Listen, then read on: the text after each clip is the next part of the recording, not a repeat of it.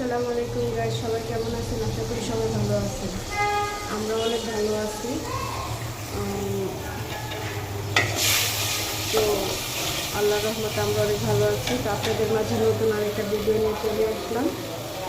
তো এই যে দেখুন, আমি এখানে রান্না করতেছি, আপনাদের কাছে শেয়ার করার জন্য চলে আসলাম। তো এই যে আমি এখানটা তরকারি বসাই দিচ্ছি, এটাতে পটল দিয়ে আলু দিয়ে ইলিশ মাছের মাথা দিয়ে রান্না করবো।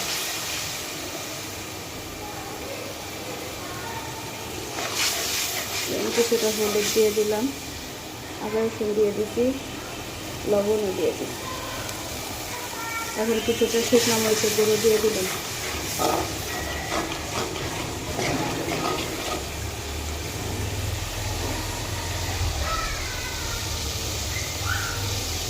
কিছুটা ধনিয়ার গুঁড়া দিয়ে দিলাম।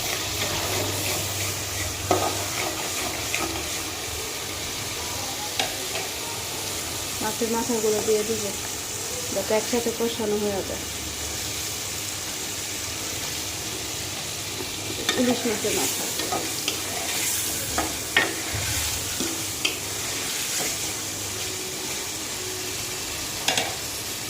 আমি সামান্য পরিমাণে একটু পানি দিয়ে দিব, যাতে কষানো হয়।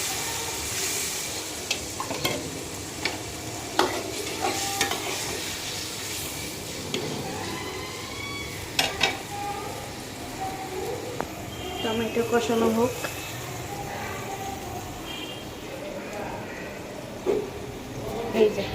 এই যে পটল আলু দিয়ে ইলিশ মাছ, আর এই যে এখানে সব কিছু কাটা কুচা আছে।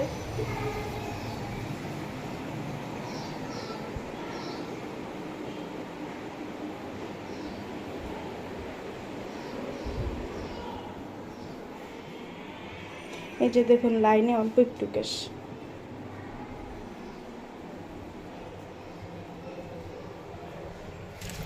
এই যে এখানটা পোয়া মাছ আছে, পোয়া মাছ ভুনা করবো।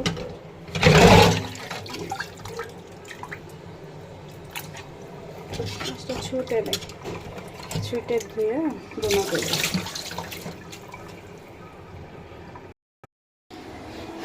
তো এই যে আমি তরকারিটা মাছ উঠিয়ে কষানো, তো পটল আলু দিয়ে দিছি, এটা কষানো হোক। এই যে মাছগুলো কষাই নিছি, আর এই যে এইখানটা আমি এই যে বট সিদ্ধ বসাই দিছি। একটু সামান্য পরিমাণে লবণ দিয়ে দিব, বট সিদ্ধ করে তারপর ভুনা করব। একটু লবণ দিয়ে দিই,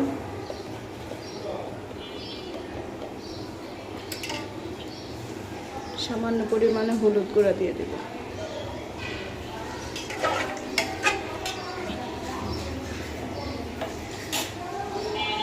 বলক আসলে লাইনের গ্যাসে আস্তে আস্তে গ্যাস আছে ওইখানে দিয়ে দিব, আস্তে আস্তে সিদ্ধ হয়ে যাবে। এখানে বলক উঠাই দিব। তো আমার এটা সিদ্ধ হোক, আর আমার এই তরকারিটাও হয়ে যাক। এই যে এখানটা আমি পোয়া মাছ ভেজে নিব, তেল গরম করে নিচ্ছি। এখন পোয়া মাছগুলো দিয়ে দিই।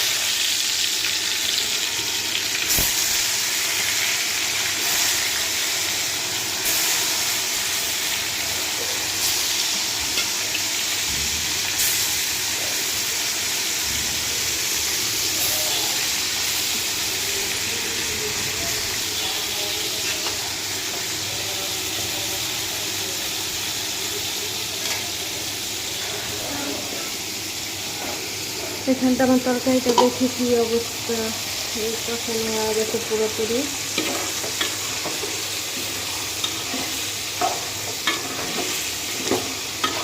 আর একটু পরে খুললে হয়তো পুরো যেত, একটু জল দিয়ে দিই।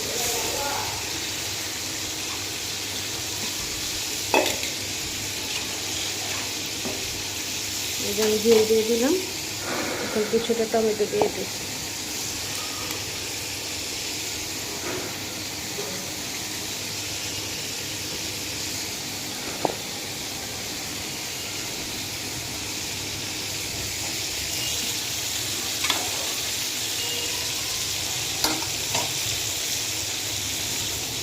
একটু পানি লাগবে, মাছটা ভাজা হোক।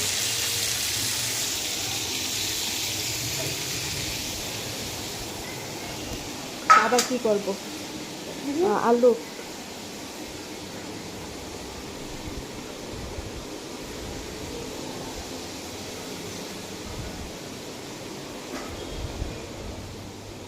আমি একটু পানি নিয়ে নেব।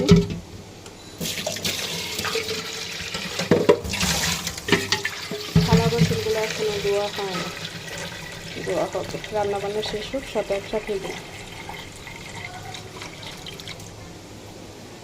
আর এই যে এখানটা আপনাদের দেখাইছিলাম যে বটই চোরা সিদ্ধ দিয়েছিলাম, বলক উঠায় এইখানে বসাই দিছি। এখানটা আস্তে আস্তে হোক, যতটুকু হয় ততটুকুই আগাবে।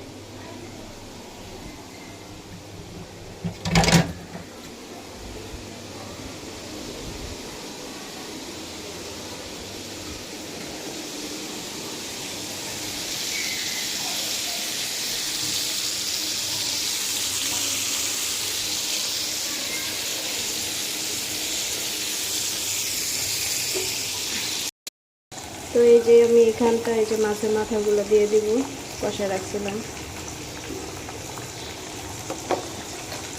মাছের মাথাগুলো দিয়ে দিই।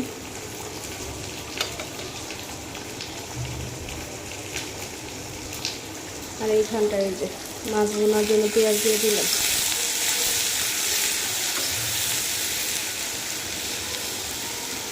সামান্য পরিমাণে লবণ দিয়ে দিই।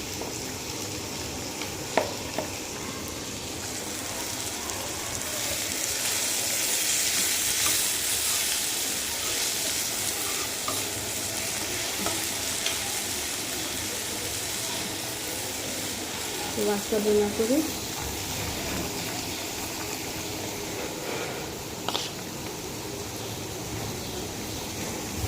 সামান্য পরিমাণে হালকা একটু ধনেপাতা দিয়ে দিই।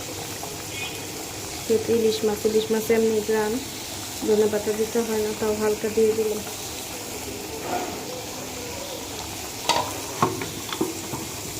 আর যে এখানটা মাছগুলো ভেজে রাখছি।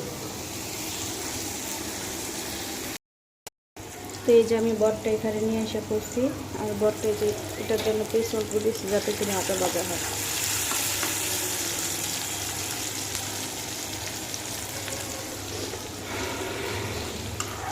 আর এই যে এখানে আমি মাছ ভুনাটা বসাই দিচ্ছি। এখন শুধু মাছগুলো দিয়ে দিব।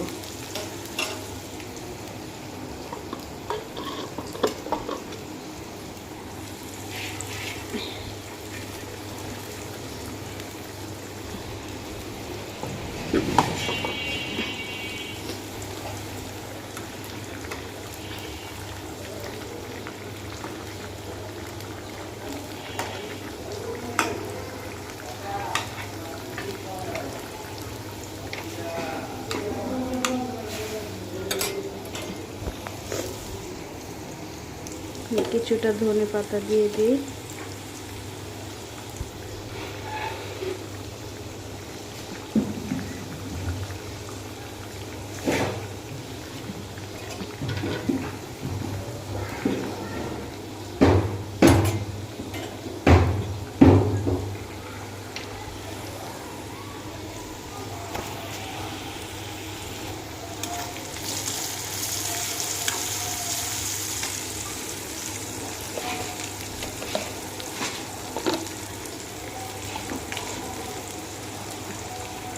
আদা রসুন বাটা।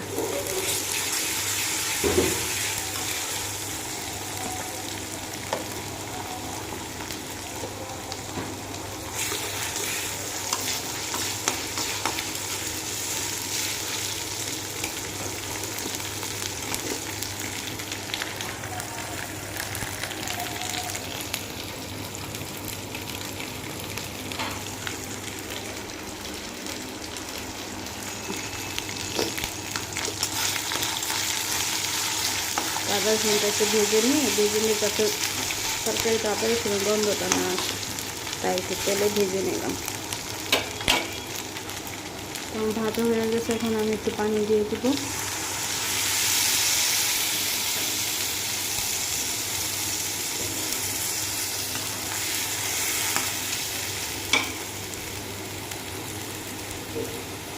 একটু হলুদ গুঁড়া দিয়ে দিই।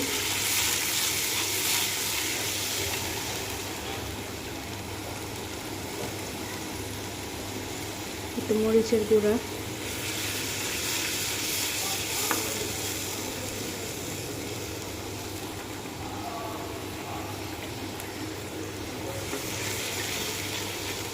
যেহেতু বটটা ভাজা ভাজা করবো, একটু হালকা জাল দিলাম, জাল না হলে ভালো লাগবে না। একটু ধনিয়া গুঁড়া,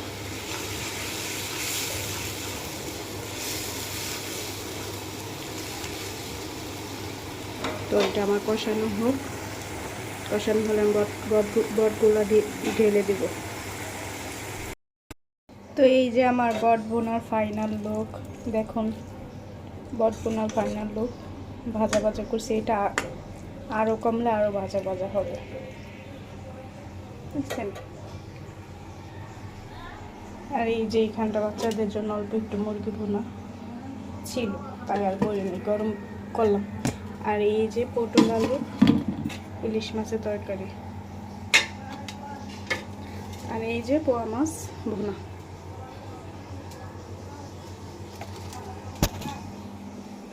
আর ওইখানটা আমার যা ইফতারি বানাচ্ছে আপনাদেরকে দেখাই।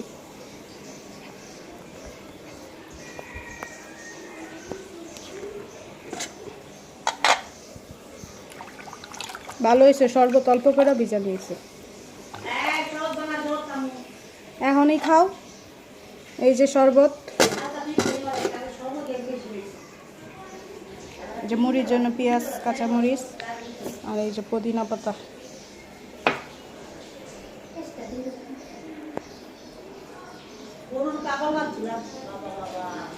মজা আর চপ দেওয়া করতে এগুলি।